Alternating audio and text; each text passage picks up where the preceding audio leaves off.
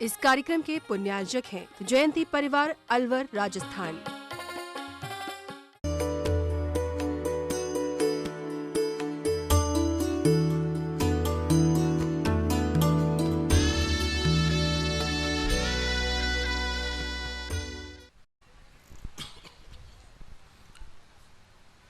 जय श्री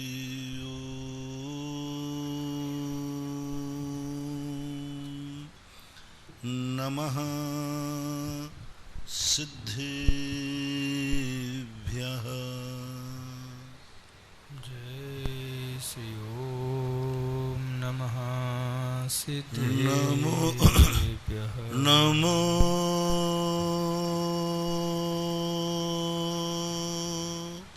अरिहन्तार्णम्।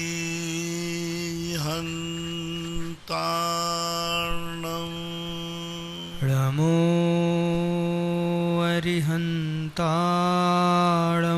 नमो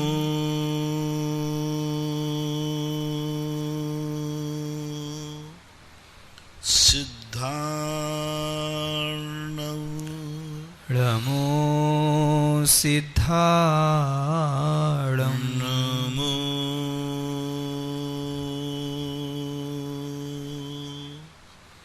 आयरीयार्णम्।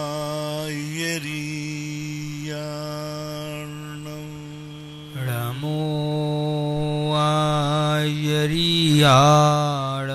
नमो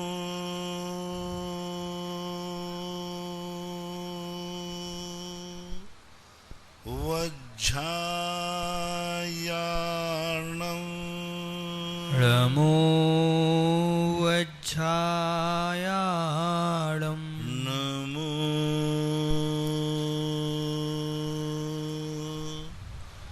लोये सवसाहूर्णम्। नमो लोये सवसाहूणम्। पंच परमेष्टि भगवान की जय हो। आचार्य श्री गुरुवर कुंद कुंद महाराज की जय हो। आचार्य श्री गुरुवर विद्यासागर महाराज की जय हो। परम पूज्य मुनिवर श्री 108 सुधा सागर जी महाराज की जय हो। अहमदाबाद गुजरात से अजय जैन की जिज्ञासा है। महाराज श्री के चरणों में त्रिवार नमोस्तु। महाराज श्री है कि हमारे मंदिर जी में तीसरी वेदी पे आदिनाथ भगवान की पाषाण की प्रतिमा और यंत्र विराजमान है, तो क्या हमें यंत्र पे अभिषेक और शांति आरा करनी चाहिए या हमें दूसरी छोटी प्रतिमा जी विराजमान करनी चाहिए ताकि वह वेदी पर भी अभिषेक और शांति आरा कर सकें? कृपया समाधान। यंत्र अकेले पर नित्य प्रतिदिन का अभिषेक होना उचित नहीं है। मूर्ति के साथ में यंत्र का अभिषेक कर सकते हैं। अभिषेक मूर्ति का ही मुख्य रूप से होना चाहिए। साथ में यंत्र रख लें तो कोई बात नहीं, लेकिन अकेला यंत्र रख करके मूर्ति रखें ही नहीं और यंत्र पर ही नित्य प्रतिदिन का अभिषेक करें, ये ठीक नहीं है, उचित नहीं है। कानपुर से सिद्धार्थ जैन की जिज्ञासा है। महाराज श्री के चरणों में नमोस्तु। महाराज श्री तीर्थंकर के 5 कल्याणक होते हैं, उनकी पूज्यता जन्म से ही मानना चाहिए अथवा केवल ज्ञान के बाद होती है? कृपया समाधान। अलग अलग विवक्षाएं हैं। पूज्यता के 2 रूप होते हैं, एक व्यवहारिक और एक पारमार्थिक। एक बेटा अपने पिता को पैर छूता है, उसको भी पूजा कहते। पूजा का अर्थ आदरणीय प्रशंसा करना। लेकिन पारमार्थिक दृष्टि से जब देखा जाएगा तब वो मुनि दीक्षा के बाद ही पूजनीय है। नवदा भक्ति अर्घ्य पूर्वक चढ़ाना और उनकी नवदा भक्ति करना, अर्घ्य चढ़ाना, पूजा करना, ये मुनि दीक्षा के बाद ही संभव है। गर्भ और जन्म कल्याणक के समय इनकी अष्टद्रव्य से पूजा कोई नहीं करता। सौधर्मेंद्र भी करता है, गुणानुवाद करता है, चरण स्पर्श करता है, उनके गंधोदक को भी लगा लेता है। लेकिन अष्टद्रव्य से पूजा, सौधर्मेंद्र आदि इतने देवता हैं, जन्म कल्याणक पे बालक की कहीं भी अष्टद्रव्य से पूजा नहीं का उल्लेख नहीं है। कि सौधर्मेंद्रादि ने महाराज को अभिषेक के बाद अर्घ्य चढ़ाया और उन्होंने अभिषेक के बाद उनके अष्टद्रव्य से पूजा की, ऐसा कोई उल्लेख नहीं किया गया और है भी नहीं, क्योंकि असंजदो न बंदिदभ्यो पूज्यवर कुंद भगवान का एक सूत्र है, असंयमी व्यक्ति वंदना के योग्य नहीं है और दो कल्याणकों में तीर्थंकर असंयमी हैं। देश संयमी को भी असंयम की कोटि में ही पूज्यवर वीरसेन स्वामी महाराज ने लिखा कि देश संयम में चूंकि अभी प्रत्याख्याना वर्णी कषाय जो है वो सर्वघाती प्रकृति है। कषायों में 4 कषाएं होती हैं, अनंतानुबंधी, प्रत्याख्यान, अप्रत्याख्यान, संजलन। तो जिसमें अनंतानुबंधी, अप्रत्याख्यान और प्रत्याख्यान ये तीनों कषाएं सर्वघाती हैं। सर्वघाती का अर्थ है अपने चारित्र गुण को प्रकट नहीं होने देती। फिर भी देश संयम को कहीं कहीं शैवसभ भाव को दृष्टि में लेकर के उसको देश संयम की कोटि में लिया। सामान्यता पूछा जाए तो वह देश संयम होकर के भी वह पूजा का पात्र नहीं है। मान लो तीर्थंकर 8 वर्ष अंतर मुहूर्त में पंचम गुण स्थानवर्ती हो जाते हैं, फिर भी पंचम गुण स्थानवर्ती हो जाने से वो अष्टद्रव्य से पूजा के योग्य नहीं हैं, आरती के योग्य नहीं हैं, वे श्रीफल आदि चढ़ाने के योग्य नहीं हैं, ऐसा मानना चाहिए। इससे सिद्ध है कि मुनि बनने के बाद ही पूजा की स्थिति बनना चाहिए। मुंबई से एक ध्यान रखना, 5 कल्याणक पूज्य हैं, 5 कल्याणक पूजनीय हैं। 5 कल्याणक की वंदना हम लोग भी करते हैं। जैसे सम्यक दर्शन पूजनीय है, सम्यक दृष्टि पूजनीय नहीं है। हम लोग कहते हैं सम्यक दर्शनाय नमः, तो फिर जो अविरत सम्यक दृष्टि हैं, सौधर्मेंद्र, भरत चक्रवर्ती आदि, ये सम्यक दृष्टि हैं लेकिन पूजनीय नहीं है। तो कई स्थानों पर गुण पूज्य होता है, गुणी पूज्य नहीं होता। सम्यक दर्शन पूजनीय है मुनियों के द्वारा भी, लेकिन सम्यक दृष्टि पूजनीय नहीं है। रत्नत्रय के बाद ही पूजा का प्रसंग आएगा। लेकिन जब हम पंच कल्याणक की बात करेंगे तो 5 कल्याणक की वंदना मुनिराज भी करते हैं। जैसे सम्यक दर्शन की वंदना मुनिराज करते हैं, लेकिन सम्यक दृष्टि की वंदना नहीं करते। मुंबई से अभिलाषा जैन, इनकी जिज्ञासा है, महाराज श्री चरणों में नमोस्तु। महाराज श्री भगवान आदिनाथ जी की पूजा में स्थापना से पहले पंक्ति आती है, सर्वार्थ सिद्धि से आप पधारे, मध्य लोक माही जिनराज, इंद्रदेव सब मिलकर आए, जन्म महोत्सव करने का। महाराज जी मेरी जिज्ञासा है कि हम स्थापना तो अरिहंत भगवान की करते हैं, फिर जन्म महोत्सव की बात क्यों की गई है यहाँ पर? ये गुणानुवाद है, उनके अतीत के गुणानुवाद। आप कैसे थे, जब उनके मुनि दीक्षा हुई तो उनके संबंध में हम गुणानुवाद करते ना, तो कहते हैं गुणानुवाद करके कि आपका पांडुक शिला पर अभिषेक हुआ था। जैसे ऋषभ देव की स्तुति करते हुए पूज्यवर समंतभद्र महाराज ने लिखा कि हे भगवान, आप जब ग्रस्त अवस्था में थे, विहाय या सागर वारी वाससम, यानी कैलाश पर्वत से लेकर के सागर तक पृथ्वी के आप मालिक थे। अजितनाथ भगवान की स्तुति करते हुए लिखा पूज्यवर समंतभद्र महाराज ने कि हे भगवान, आप जब जन्म लिया तो सारे शत्रु अपने आप आपके सामने नतमस्तक हो गए, इसलिए आपका नाम अजित पड़ गया।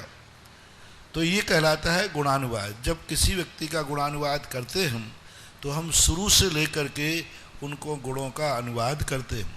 जितनी भी स्तुतियाँ हैं, अब जैसे भक्तांबर पाठ है, अब भक्तांबर पाठ में माता की स्तुति कर दी, स्त्री नाम शतानि शतसो जनयंति पुत्रान नान्या सुतम तदुर्मम जननी प्रसूता।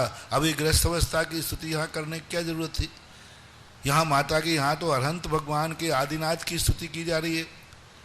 पूरे भक्तांबर में आदिनाथ भगवान की स्तुति है, लेकिन चूंकि वो आदिनाथ भगवान किन किन विशेषताओं से जन्म रहे हैं, अन्यथा तो अरहंत के 46 मूल गुण भी नहीं बनेंगे, क्योंकि 10 तो जन्म के हैं, 10 अतिशय तो जन्म के हैं, तो वे जन्म के अतिशय। लेकिन जब अपन संग्रह करेंगे तो जन्म से लेकर निर्माण तक की सारी विशेषताएं उनकी आ जाती हैं। जैसे पारसनाथ की स्तुति अरहंत भगवान की स्तुति है, लेकिन समंतभद्र महाराज कहते भगवान आप मुनि अवस्था में थे तो जुगूह नागो धरणो धराधरम भरत फणा मंडल मंडपेनयम स्फुरत तड़िक पिंग रुचोप सर्गणाम, यानी आपको मुनि अवस्था में धरणेन ने अपने फर पर उठा लिया और आपके लिए सुरक्षा के उपसर से दूर किया। तो स्तुति गुणानुवाद जब कहा जाता है तब उसमें लिखा जाता है आपका मेरू पर अभिषेक हुआ था, सौधर्मेंद्र से आए थे। सभी तीर्थंकरों की स्थिति में लिखा जाता है आप सर्वार सिद्धि से आए, सौधर्मेंद्र आए, पांडु। ये विशेषता है, ना कि उस दशा का अभिवादन है। केकली से प्रेमचंद जैन की जिज्ञासा है, महाराज श्री के चरणों में नमोस्तु। महाराज श्री, हम लोग नित्य पूजा में थाली में ठौने में और धूप के लिए जो प्लेट लेते हैं उसमें स्वास्तिक बनाते हैं। विसर्जन के बाद ठौने पर से स्वास्तिक साफ कर देते हैं, परंतु धूप को हम कपूर द्वारा जला देते हैं तो उस पर से स्वास्तिक साफ नहीं होता है। तो महाराज श्री, हमारी जिज्ञासा है कि उसमें कोई दोष तो नहीं है, यदि है तो हमें क्या करना चाहिए कृपया से? यदि आपने बनाया है तो स्वास्तिक तो इसलिए मिटा देते हैं, वो मिट ही जाता है अपने आप। जैसे आपने ठौने के बाद पानी डाला तो वैसे ही मिट गया। मिटा इसलिए देते जिससे उसकी आसाधना ना हो, विराधना ना हो, इसलिए मिटा देते, उसका कोई दोष नहीं है। अपन मंगल द्रव्य को नष्ट नहीं कर रहे हैं, उसको सम्मान की दृष्टि से कर रहे हैं, इसलिए। रांची से अंकित जैन की जिज्ञासा है, महाराज श्री के चरणों में नमोस्तु। महाराज जी, कुछ लोग जो रागी देवी देवता को मानते हैं है मत देते हैं कि जैन धर्म अनेकानेक सिद्धांत को मानता है, इसलिए वीतरागता के अलावा रागी देव को मानना गलत नहीं है। हमें इसका क्या जवाब देना चाहिए जिससे अनेकांतवाद का स्वरूप सही समझ में आए? अनेकांत क्रिया नहीं है, अनेकांत वस्तु है। दो वस्तुओं को मिला के अनेकांत नहीं है। एक वस्तु में अनेक धर्म परस्पर विरोधी होकर रहते हैं, उसे अनेकांत देते हैं। रागी और वीतरागता को मिला करके नहीं। एक व्यक्ति ने कहा अनेकांत दृष्टि से मिथ्यात्व के साथ भी मोक्ष हो सकता है, क्योंकि अनेकांत दृष्टि है। सम्यक दर्शन के साथ भी हर जगह नहीं लगाना। रागी को भी मुक्त है, मिथ्या दृष्टि भी मुक्त है, सम्यक दृष्टि भी मुक्त है। फिर ये लगा लो ना, ग्रस्त को भी मोक्ष हो सकता है, मुनि को भी हो सकता है, ग्रस्त को भी हो सकता है। तो फिर सारे लोग गृहस्थी रहे, मुनि कोई नहीं बनेगा। हर स्थान पर भी नहीं लगता है। अनेकांत का अर्थ ये मत समझो कि सब चीज स्वीकार है। अनेकांत एक वस्तु की स्वतंत्र सत्ता है। जो वस्तु अनेकांतमयी है, धर्म अनेकांतमयी नहीं है। धर्म अनेकांतमयी नहीं है, वस्तु अनेकांतमयी है। पर वस्तु के धर्म को अनेकांत कहते हैं। अब आपको बहुत अच्छी आपने विसंग छेड़ दिया। तो अनेकांत धर्म ये जैन धर्म नहीं है, ये तो वस्तु का धर्म है। और ऐसे वस्तु धर्म को बताने वाले का नाम क्या है? जैन धर्म। जैन धर्म स्वयं अनेकांतमय नहीं है। जैन धर्म तो पूरा एकांतमय है, पूरा एकांतमय है, लेकिन वस्तु एकांतमय नहीं है। जैन धर्म एकांतमय कैसा है? सम्यक दर्शन ज्ञान चारित्र से ही मोक्ष है, मुनि पद से ही मोक्ष है। आंख ही देखती है, कान ही सुनता है, पुण्यबंध शुभ क्रियाओं से ही होता है। सब क्रिया में पूरा चरणानुग उठा लो, करणानुग उठा लो, 8 कर्मों के क्षय से ही मोक्ष है, भी नहीं। 8 कर्मों के क्षय से ही मोक्ष है। सिद्धालय में ही सिद्ध भगवान है, नरकों में ही नारकी हैं, नरकों में ही नारकी हैं, स्वर्ग में ही देव हैं। तो सब पूरा जैन धर्म तो एकांतमय ही मय है, लेकिन वस्तु अनेकांतमय है। वस्तु में अनेक धर्म हैं। जैसे अपने शरीर में आँख कान नाक ये अनेक धर्म हैं, लेकिन आत्मा तो एक ही है ना। ऐसा प्रतिपक्षी धर्म नहीं है। प्रतिपक्षी हों भी तो भी वो दो वस्तुओं के नहीं है। बहुत कहाँ बुद्धि चली गई। यानी अनेकांत का अर्थ है वीतराग भी पूजनी है तो रागी भी पूजनी है। तो फिर हमारी दृष्टि से सम्यक दृष्टि भी मोक्ष मार्गी है, तो मिथ्या दृष्टि भी कथनचित मान लो। अनेकांत में कथनचित है, कथनचित मिथ्या दर्शन के साथ भी मोक्ष है, कथनचित खोटे देव साध गुरु भी माननीय है।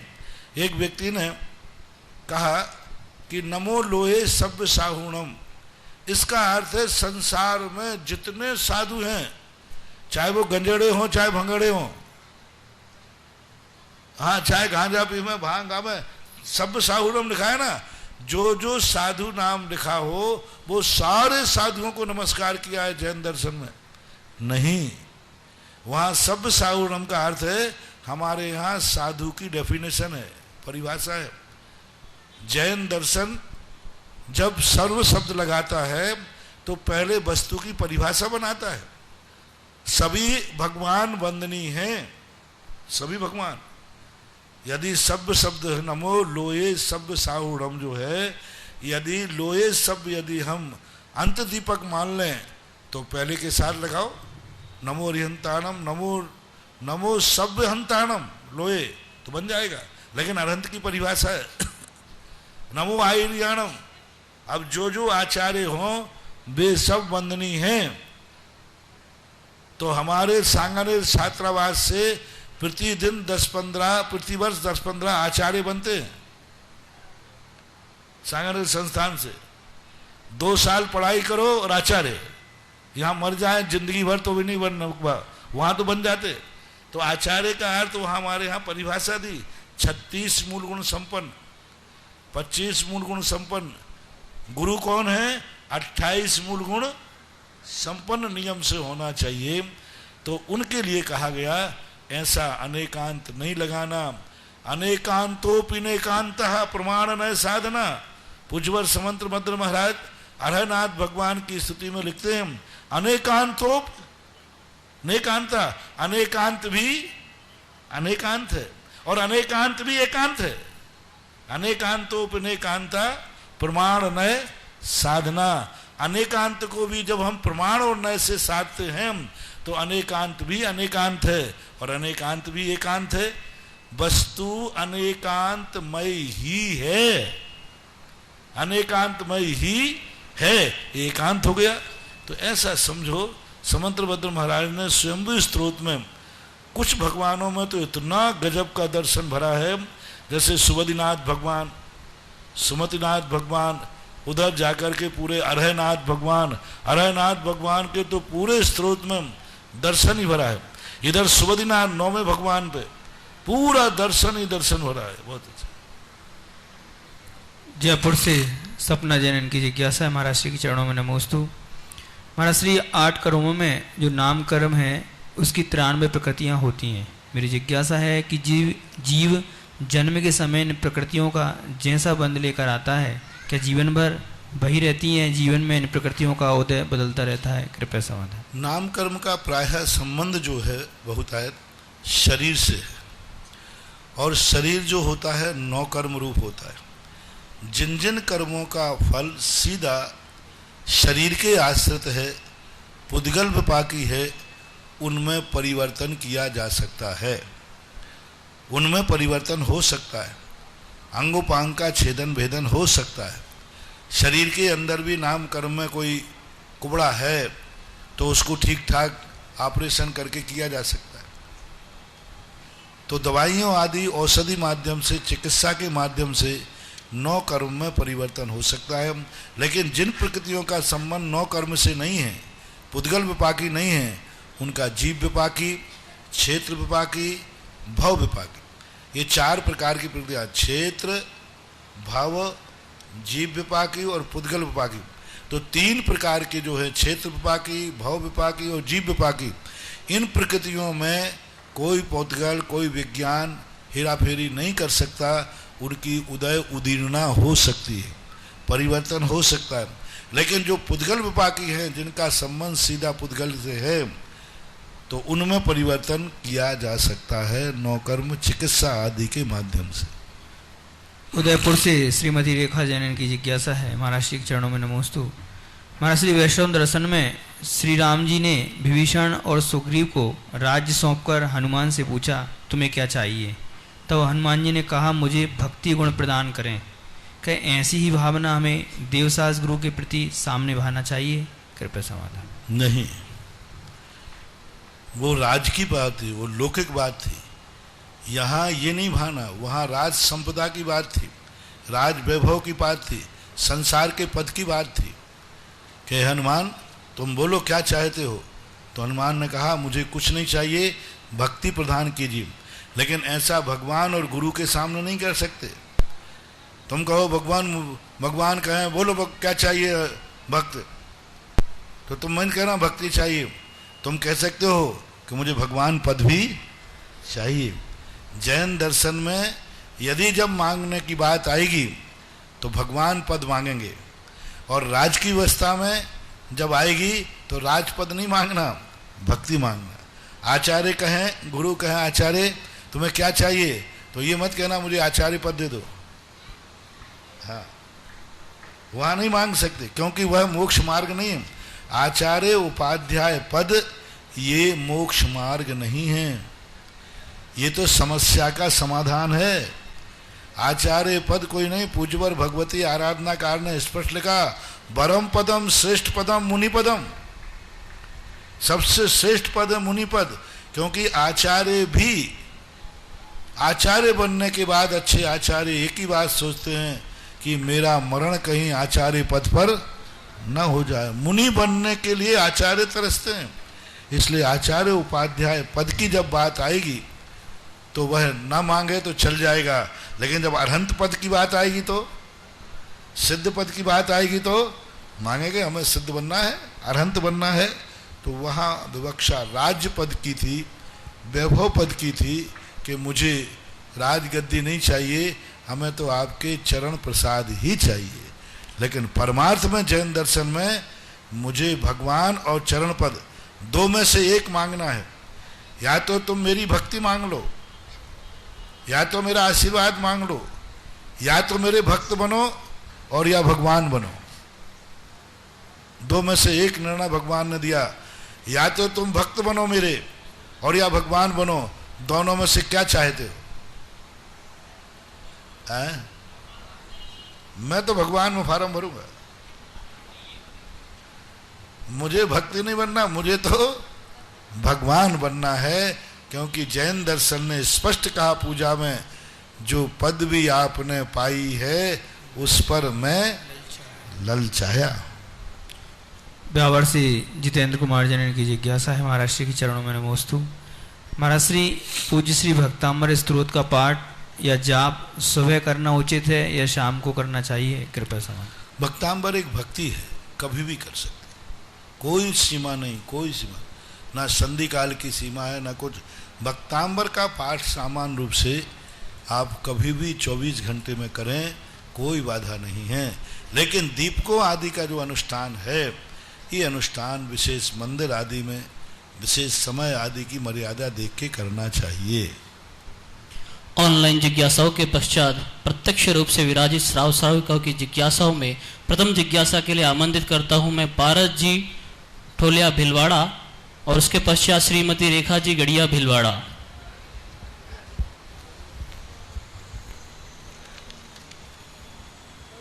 मेरे परम आराध्य गुरुवर के चरणों में पूरे परिवार सहित सत नमन, सत नमन। नमन गुरुदेव। गुरुवर, मेरा प्रश्न आज की सुबह के प्रवचन से है, जिसमें आपने बताया था कि सीता माता को वनवास जाना पड़ा। तो मेरा प्रश्न है कि ऐसे पूर्व भाव में क्या कर्म किया था उन्होंने कि वर्तमान में राजकुल में जनक की पुत्री हुई, उसके बावजूद उन्हें राम के साथ वनवास जाना पड़ा। और वनवास में जैन दर्शन के अनुसार और वैष्णव दर्शन के अंतर बहुत अंतर है। वैष्णव दर्शन में तो वो जगत माता त्रिकालिक है, क्योंकि जैन दर्शन की एक परिभाषा अलग है। पूर्व भाव की कोई घटनाएं बिना कर्म के, जैन दर्शन स्पष्ट कहता है बिना कर्म के कोई फल नहीं मिल सकता। कोई ना कोई कर्म तो किया है। एक छोटी सी घटना थी, कभी कभी आप लोग ऐसी घटनाएं कर लेते हैं कई बार, क्योंकि व्यक्ति जैसा होता है उसे दुनिया वैसी ही दिखती है। सावन के अंधे को हरा ही हरा दिखता है। जो रागी होता है उसे दुनिया में राग ही राग दिखता है, और जो वीतरागी होता है उसे राग में भी वीतरागता दिख जाती है। तो कई बार ऐसा होता है कि व्यक्ति अपने के समान दुनिया को मान लेता है और सबको वही मानता है। कई बार ऐसे दृश्य घट जाते हैं। एक बार एक घटना घटी थी कि एक माँ 40 साल की थी और एक बेटा 20 साल का लगभग होगा, 18-19 साल का। वो अस्पताल के बाहर एक गार्डन में बेटे को गोदी में लिटाई थी, बार बार उसके सिर सहला रही थी। लोगों में हल्ला मच गया, देखो खुले आम, इसको शर्म नहीं आती, खुले आम गार्डन में किस प्रकार से गलत कार्य कर रहे हैं, हद हो गई। सारे हल्ला हो गया, पुलिस वालों को बुला लिया लोगों ने, हद हो गई, खुले मैदान में, खुले गार्डन में। उसको कोई पता नहीं, वो तो बेटे को बीमार था, उसको सहला रही थी, उसको बार बार चूम रही थी, बार बार। तो बस लोगों ने गलत समझ लिया, लोग इकट्ठे हो गए। पुलिस वाले क्या कर रहे हो यहाँ पर, शर्म नहीं आती तुम्हें गंदे खुले रूप में गंदे काम करने में? अब वो तो स्तब्ध हुई, मैंने कौन सा गंदा काम कर, कौन है ये तुम्हारा? बोले ये मेरा बेटा है और मैं इसकी माँ हूँ। तो महाराज जी, तो ऐसी ही घटना कभी कभी घट जाती है पूर्व भाव में कि वो एक क्षुल्लक और क्षुल्लका ने, जो पूर्व अवस्था के ग्रस्त अवस्था के भाई बहन थे, और भाई बहन होने के नाते दोनों के अलग विहार थे, विहार करते हुए मिल गए और दोनों जवान थे और दोनों अच्छे बैठ करके एक पेड़ की छाया में रास्ते में बैठकर बातें कर रहे थे, हंस भी रहे थे, सब पूछ रहे थे। दूर से ये जीव राहगीर निकला और उसने देखा, देखो साधु तो बन गए हैं लेकिन अभी भी चल रहा है लैला मजनू का खेल, अभी भी प्रेमालाप चल रहा है, साधु बन गए। काय के साधु हैं? अब वो पवित्र संबंध था और उसने कोई उनमें गलत भाव नहीं थे, लेकिन इसने गलत भाव कर लिए तो उस समय ऐसा कर्म बंद हो गया। ये उदाहरण मैंने इसलिए दिया क्योंकि ऐसी घटनाएं आज घट जाती हैं, बहुत विचित्र घटनाएं हो जाती हैं। तो ऐसा शक उसने किया, सत्य नहीं था, शक कर लिया और शक करने का परिणाम ये हुआ कि उसको ऐसे कर्म का बंध हुआ। बहुत एक कवित्री हुई है महादेवी वर्मा, उन्होंने कहा, अब वो तो कवित्री थी और कवित्री तो कविताओं में, उन्होंने कहा मैं लेट हुई, एक दिन वो कविता में लेट आई तो उन्होंने कहा मैं लेट हुई, मैं लेट हुई, मैं लेट गई, मैं लेटा था वो लेटी पूरी कविता। अंत में जब सारे लोगों ने सीटी बजाई, सारे लोग राग में रंग गए, सब रंग गए, अंत में बोला मैं माथी वो बेटा था। तो सबके मुंह ऐसे काले पड़े। पूरी कविता में महादेवी वर्मा ने बहुत रस लिया इसको, बहुत बड़ी कविता है, पूरी सुनाने में संकोच है, बहुत बड़ी कविता है। अब वो कविता को पढ़ने के बाद इतनी सीटी बजी, युवा वर्ग सब लोग, लेकिन अंत में एक बात बोल दिया, वो बेटा था मैं माँ थी। तो अब कितने लोग नहीं समझ पाते कई बार और अपनी कसायों के कारण से अच्छे लोगों पर लांछन लगा देते हैं, अच्छे लोगों पर अपवाद कर देते हैं, अच्छे लोगों के लिए बहुत बड़े, और ऐसा कर्म बंद हो जाता है फिर बाद में ऐसा उदय में आ जाता है। कई लोग तो ऐसा करते हैं, अपनी कमी को ढांकने के लिए अच्छे लोगों पर लांछन लगा देते हैं, क्योंकि ये सिद्धांत बना लेते हैं कि अपनी कमी ढांकना है। बहुत सारे शीतलाचारी लोग, शीतलाचारी साधुओं के भक्त, अपने शीतलाचारी साधु को बचाने के लिए अच्छे साधुओं को भी घसीट लेते हैं, अच्छे साधुओं पे भी लांछन करा देते हैं, अच्छे लोगों के ऊपर भी खींचा उठाल देते हैं। ऐसे लोगों के ऐसे पाप कर्म का उदय आता है, जब उदय में आता है तो फिर ऐसा ही संकट उठाना पड़ते हैं जैसे उन आत्माओं ने उठाए। एक छोटी सी घटना को लेकर के और कितना बड़ा उसको कष्ट उठाना पड़ा। तो बहुत सारे लोग अपनी जिंदगी में अपने खुद के पाप ढांकने के लिए, अपने खुद के सारे शीतलाचार को समाप्त करने के लिए अच्छे लोगों पर, अच्छे साधुओं पर, अच्छे लोगों के ऊपर लांछन लगाते हैं। कुछ नहीं होने वाला। सूर्य कभी, उन दोनों को तो कोई फर्क पड़ा नहीं, क्षुल्लक क्षुल्लकानी भाई बहन थे, उनको तो कोई फर्क नहीं पड़ा। वे तो आकर के अपने आत्मा का कल्याण कर गए, लेकिन जिसने शक किया था, जिसने शक करके हंसी उड़ाई थी और सब लोगों से कहा था, उस जीव को बाद में जाकर के ऐसे कर्म भोगना पड़ा। ऐसे ही हमारे शास्त्रों में और सारे उदाहरण भी भरे पड़े हैं।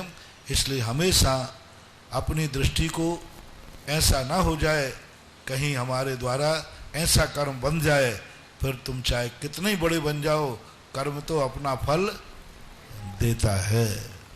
श्रीमती रेखा जी गड़िया भिलवाड़ा, उसके पश्चात तैयार है पंडित पदम जी काला भिलवाड़ा।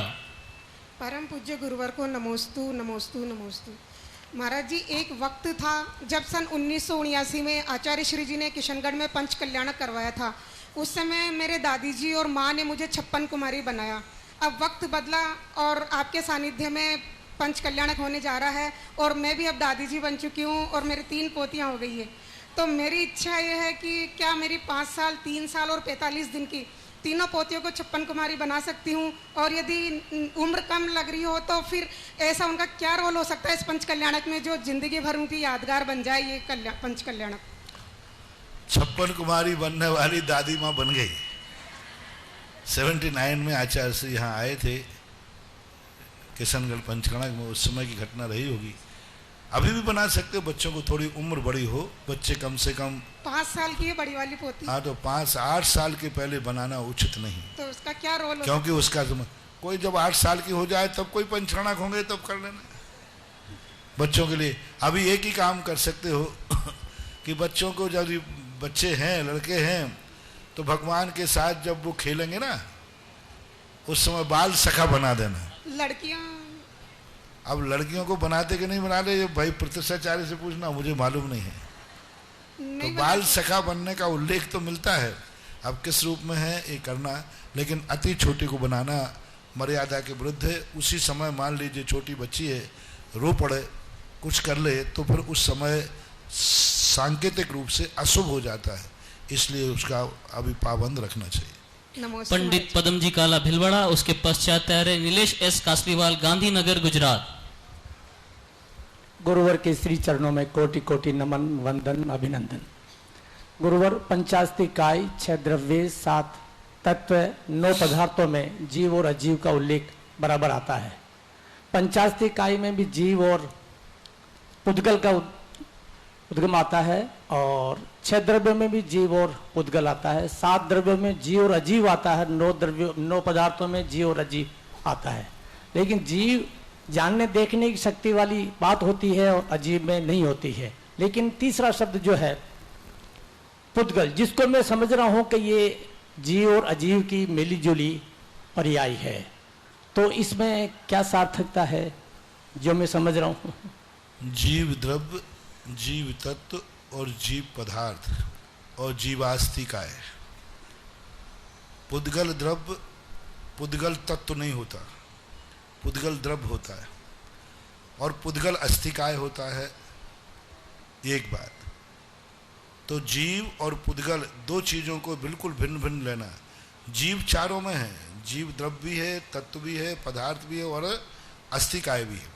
पुद्गल द्रव्य है, तत्व नहीं है कोई पुद्गल नाम से, पदार्थ नहीं है पुद्गल नाम से, अस्तिकाय पुद्गल नाम से है।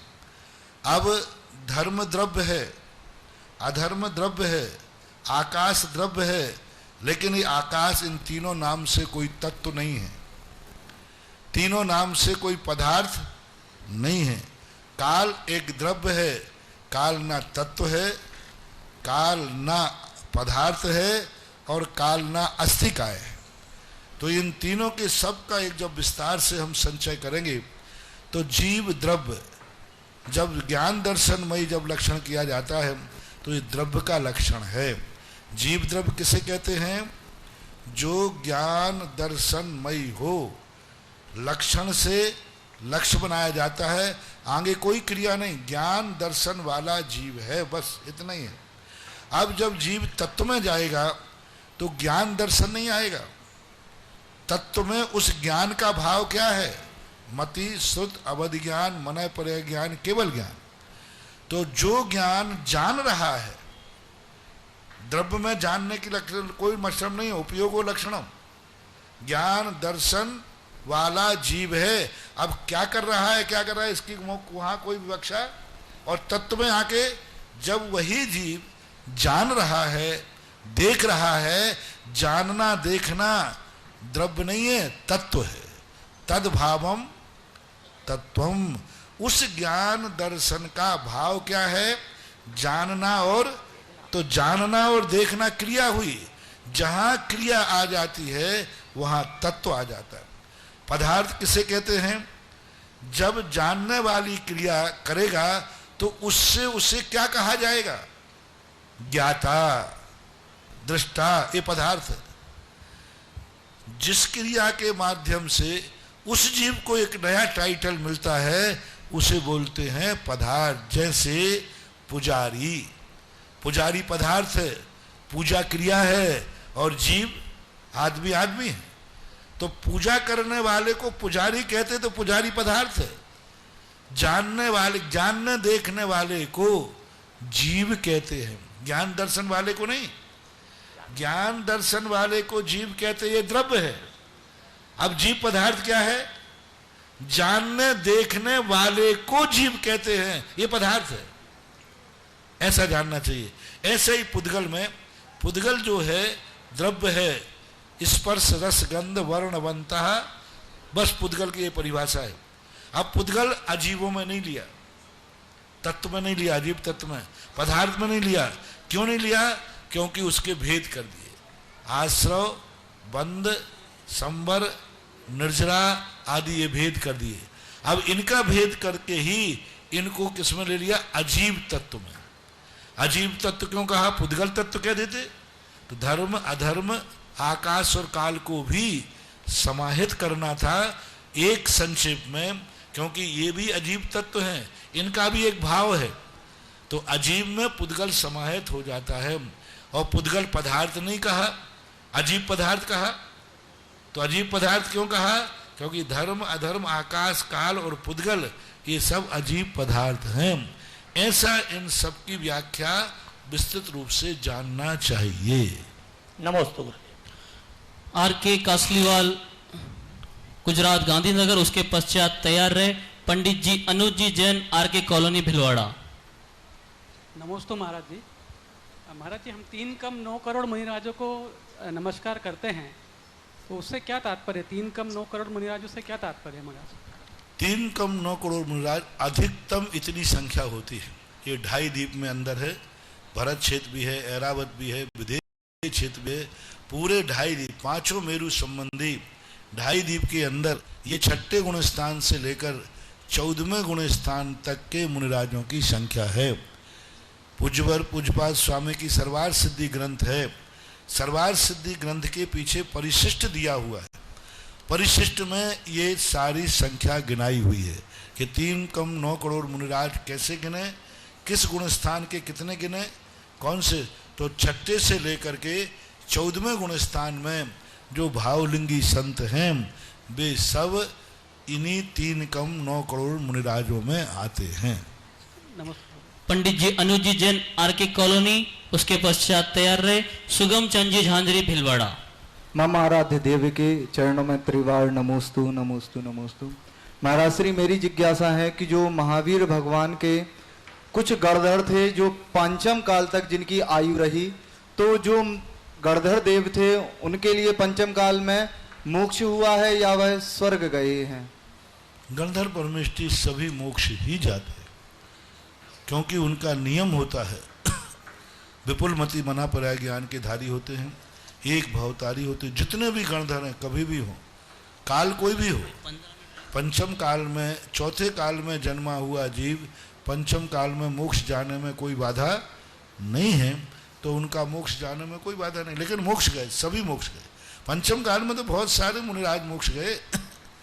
गौतम स्वामी गए, सुधर्म स्वामी गए, जम्मू स्वामी 5म काल में गए मथुरा से, सुधर्म स्वामी गुणधर स्वामी गुणावा है ना, गुणावा से गए, तो सब मोक्ष गए बहुत सारे।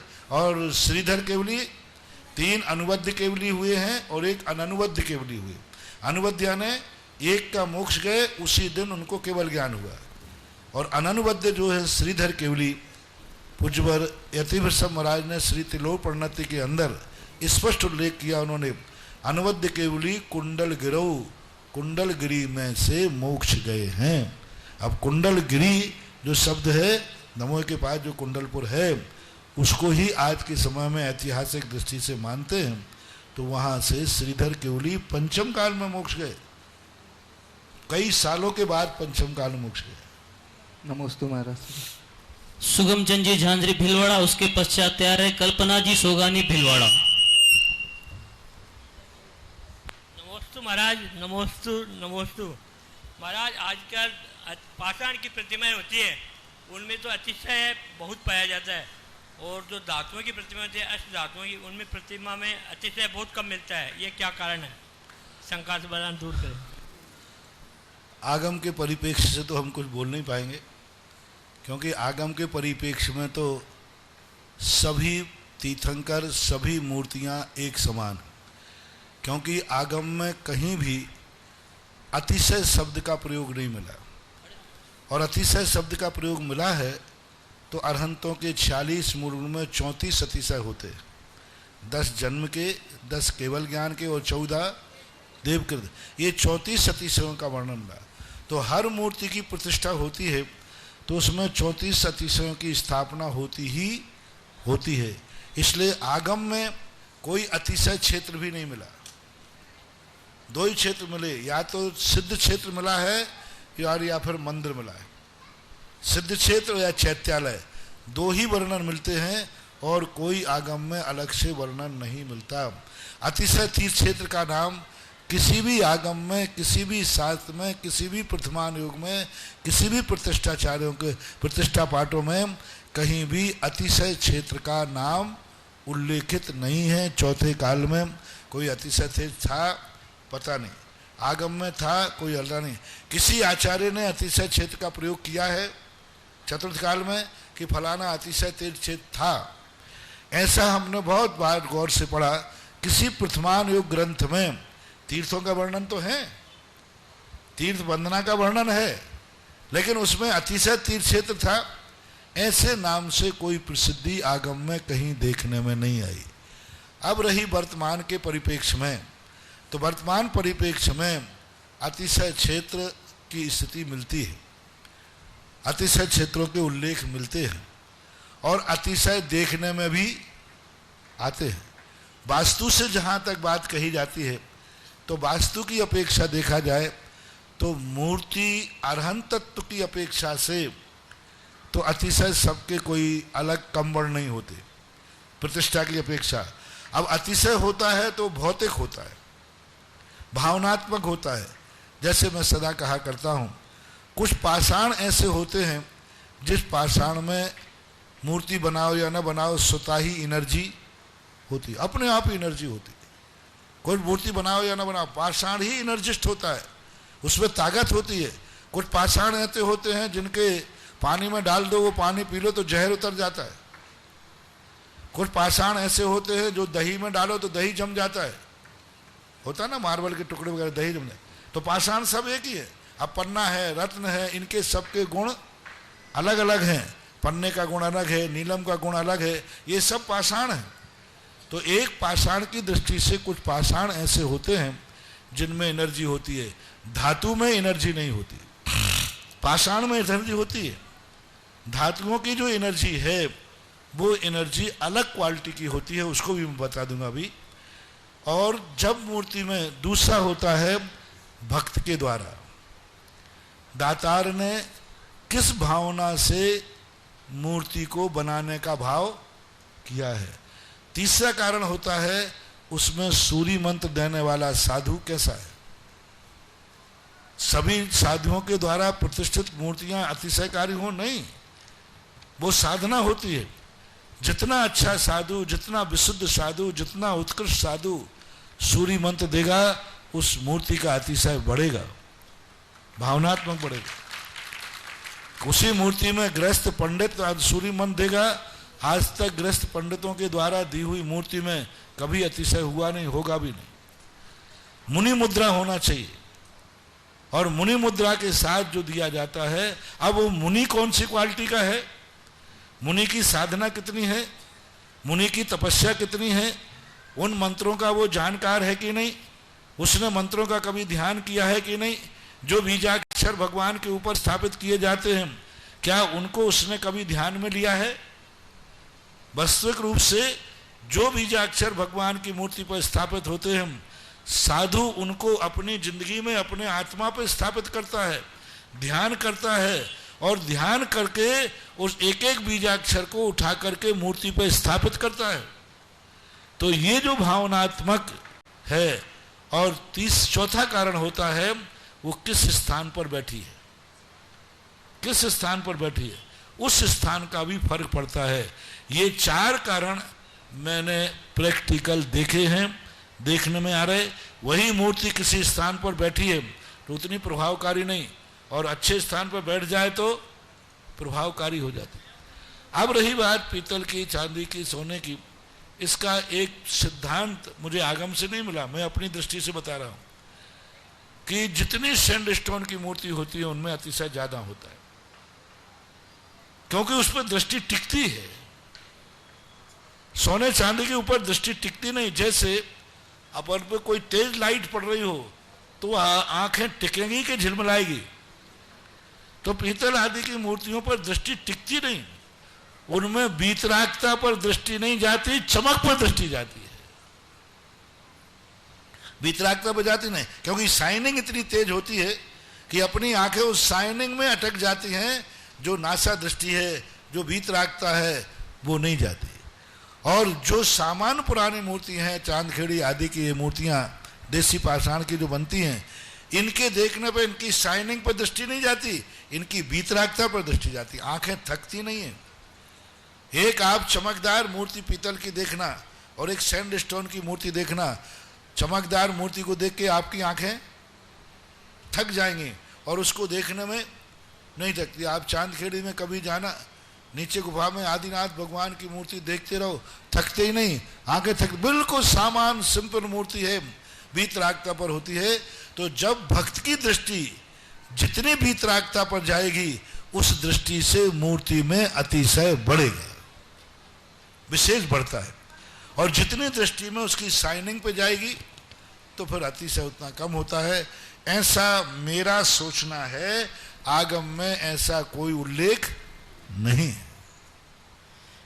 जैसा कि आप सभी को विदित है, श्री 1008 श्री मत जिनेन्द्र पंच कल्याण प्रतिष्ठा महोत्सव का आयोजन किया जा रहा है। यहाँ कमेटी के सभी पदाधिकारी है। ऑनलाइन पत्रिका का विमोचन करने के लिए सभी कमेटी के पदाधिकारियों को आमंत्रित करता हूँ। पंडित पदम जी काला, तनसुख जी वलावत, सुगम चंद जी झांझरी, महावीर जी बाकलीवाल कोटा, कमेटी के सभी पदाधिकारी पधारे जल्दी मंच पर, और बाल ब्रह्मचारी भैया विनोद जी भैया साथ में जल्दी आए।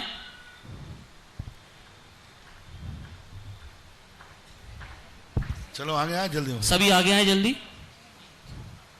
और सभी आपको विदित है कि जो पांडुक शिला पर जन्माभिषेक की कलश करने की जो नौछावर राशि रखी गई है, 1,11,000 अमृत सिद्धि कलश, 5100 रुपए सरवार सिद्धि कलश, 21,000 रुपए आचार्य विद्यासागर कलश, 11,000 रुपए मुनिपुंगव सुधा सागर जी कलश और 5100 रुपए ज्ञानोदय कलश।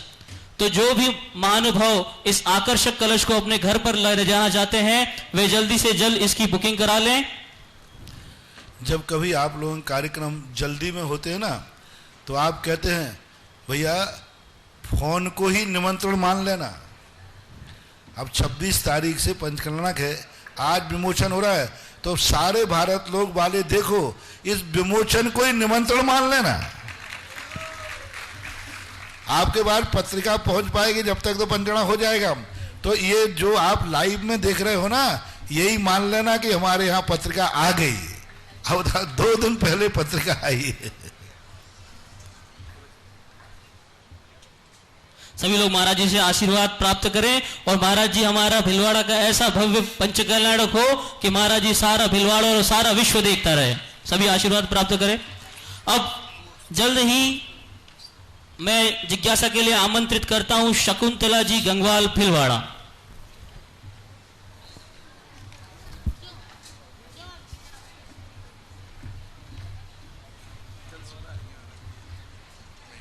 शकुंतला जी गंगवाल भिलवाड़ा।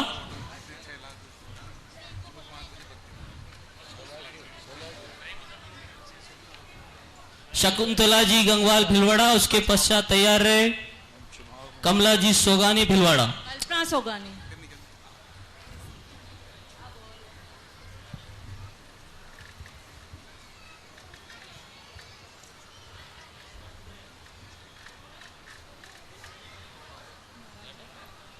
हाँ जी, अपनी जिज्ञासा रखें। पूज्य गुरुदेव के चरणों में बारंबार नमोस्तु। हाँ बोलो बोलो। गुरुदेव, ये जो लोक मूढ़ता है, यदि जैसे किसी का स्पर्श लोक मूढ़ताओं से भी रहित है, हाँ? यदि कोई लोक मूढ़ता से भी रहित है और देवशास्त्र गुरु पर भी सच्चा श्रद्धान है, और ये जो मद है ज्ञानम पूजा कुलम जाति बलम वृद्धि तपो वपो, और इनसे रहित नहीं है, तो क्या इस पंचम काल में कोई जीव सम्यक दृष्टि हो सकता है क्या? पूज्यवर समंतभद्र महाराज ने तो इन सब से रहित कहा। 3 मूर्ताएं और 8 मदों से रहित होना चाहिए, लेकिन पंडित जी साहब दौलत राम जी ने 8 मदों से मद वाले को सम्यक दर्शन से रहित ना कहा, सम्यक में मल ठाने, ऐसा कोई शब्द आया है। सम्यक दर्शन में ये दोष पैदा करते हैं, लेकिन पूज्यवर समंतभद्र महाराज ने ऐसा उल्लेख नहीं किया। उन्होंने तो यही कहा कि देव साध गुरु के ऊपर श्रद्धान हो, परमार्थभूत, और 3 मूर्ताएं और 8 मद से रहित हो। तो यदि 8 मद हैं तो मेरी दृष्टि भी यही है कि 8 मद हैं तो उसकी कसाय अनंतानुबंधी होना चाहिए। मैंने इसको ऐसा चिंतन किया कि खोटा देव, खोटे साध, खोटे गुरु, तो ये तो स्पष्ट रूप से मिथ्यात की बात समझ में आती है, लेकिन सच्चे देव साध गुरु को मानने वाला 3 मूर्ताओं से रहित है, खोटे देव खोटे गुरु को नहीं मानता है, तो ये 8 मद दर्शन मोहिनी में कैसे बाधक है? 8 मदों का दर्शन मोहिनी से क्या लेना देना? मद तो चारित्र मोहिनी में जाना चाहिए।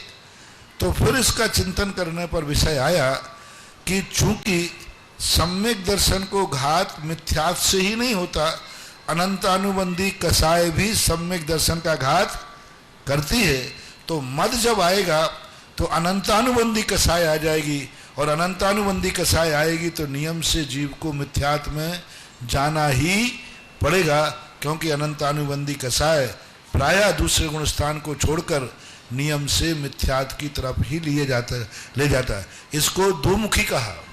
ये चारित्र को भी घातती है और दर्शन मोहिनी को भी घातती है।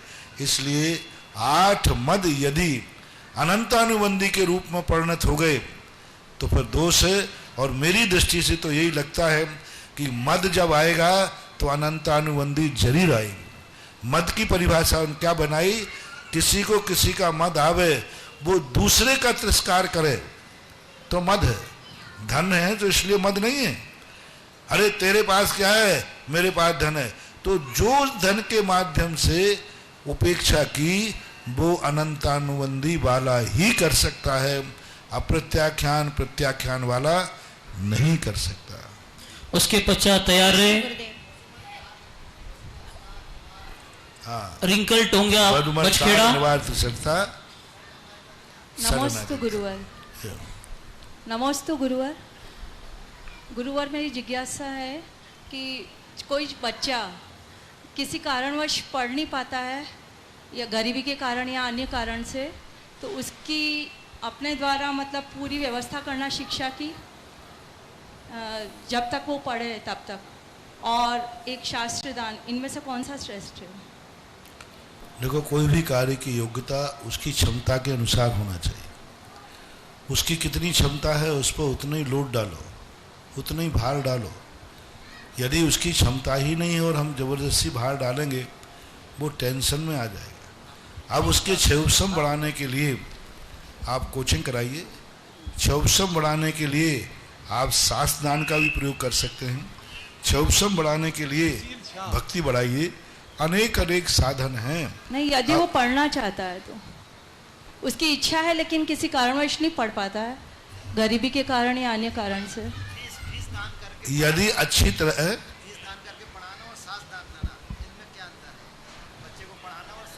अच्छा, फीस देकर, दोनों बातें भिन्न भिन्न है। शास्त्र दान देना और फीस दान देना, फीस देना दान की कोटि में नहीं आएगा। क्योंकि दान सदा पात्र को दिया जाता है, और जो पात्र नहीं है उसके लिए सहयोग। हमारे यहाँ पूज्यवर जिनसेन स्वामी ने श्री महापुराण में समदत्ति कहा। समदत्ति को उन्होंने कहा कि समदत्ति क्या कहलाती है? अपने साधर्मी का सहयोग करना। साधर्मी का सहयोग करना मोक्ष मार्ग तो नहीं होगा, पुण्य बंध होगा, और पात्र को दान देने से मोक्ष मार्ग। दान सदा पात्र को दिया जाता है जिसमें मोक्ष मार्ग की दृष्टि होती है। सहयोग अपात्र को भी दिया जाता है, साधर्मी को, अपात्र को भी। कोई भिखारी गरीब आदि है, उसको सहयोग करो। गाय आदि करना, गाय आदि का दान देना, पशु पक्षियों को दान देना, ये पनवाड़े आदि रखना, ये सब सहयोग के अंदर आएंगे, क्योंकि अपात्र को दिए जा रहे हैं। दान तो माँ देव सात गुरु के निमित्त से दिया हुआ दान ही दान कहलाएगा। इसलिए शास्त्र दान जब आप देते हैं तो पात्र को दिया जा रहा है, तो दान की कोटि में है। और यदि फीस आदि में दे रहे हैं, हम दोनों चीज़ों का समर्थन करते हैं, दोनों का, कि कभी ऐसा भी है अच्छे नंबर लेने वाला है, अच्छा है, पढ़ना चाहता है, तो उसका बराबर फीस दान देना चाहिए, सहयोग करना चाहिए। साधर्मियों का सहयोग नहीं करेंगे तो धर्म आगे टिकने वाला नहीं है। लेकिन उस सहयोग को तुम धर्म मानने लग जाओ तो गलत हो जाएगा। बड़ों का सम्मान करना चाहिए, पिता के पैर छूना चाहिए, लेकिन पिता को तुम भगवान मानने लग जाओ, भगवान मानने लग जाओ तो मिथ्यात्व है। लेकिन पिता को पिता मान के यदि छूते हैं तो सम्यक दृष्टि भी छूता है, कोई बाधा नहीं है। इसी प्रकार से साधर्मी का सहयोग करना चाहिए, लेकिन उस सहयोग को तुम मोक्ष मार्ग का दान मानने लग जाओ तो फिर गलत हो जाएगा।